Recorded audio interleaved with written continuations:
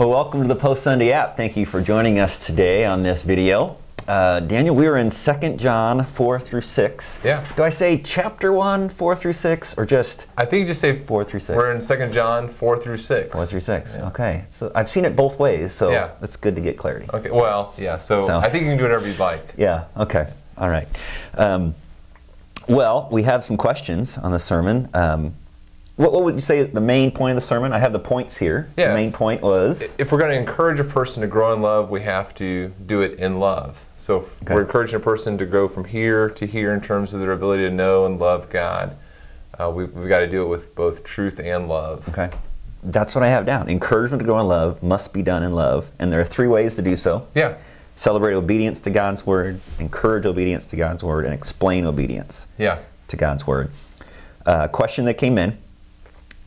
Sometimes the words balancing truth and love came up. This was a great question. I'm just going to read it verbatim here. It could be taken to mean too much of one of these is bad, or can place them in dichotomy with each other. So gave some examples.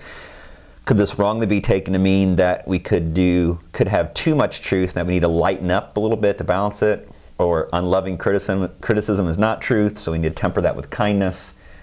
Is it a balance?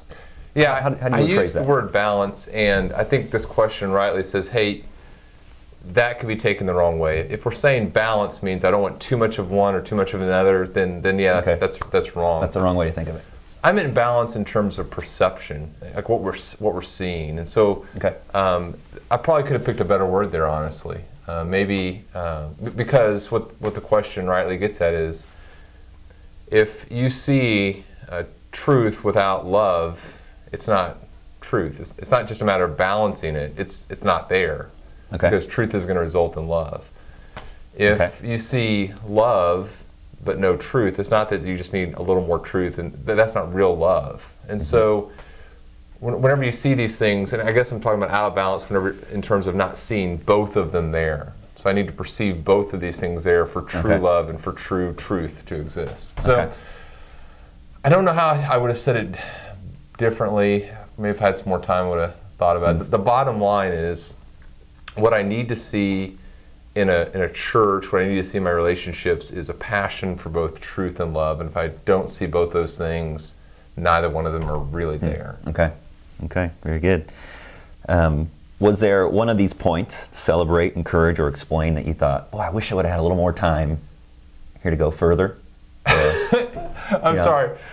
People, I don't know if people know how cold we are. It's freezing. And just looking at you is just making me laugh. I'm trying to clench my teeth so they don't shatter right now. Oh, maybe we could scoot closer together and put our hands up to the lights or something. Yeah, I think this is the coldest Post Sunday ever. It's just getting colder and colder. So I asked that question. No, sorry. I asked, do you want to expound? Hoping you'd say no. I'm done. No, I love the celebrate. Obviously, celebrating obedience was the best thing for me, because it's something I struggle with. And I'll talk about that some other time. You were very transparent on that, though, and that was encouraging. Yeah. You know, just your willingness to kind of go there. But yeah, and I was challenged by that point too. Just especially in my parenting, wanting to celebrate my kids' growth in the Lord. Yeah. And I'd be like, okay, you grew great, but look at all these things, you know, that you're not. You're not growing. Appreciate that. Yeah. So, you sure you want to be done? You know what? Maybe I'll just write something later if people have more questions. We do have a blog that you can blog that on there. So.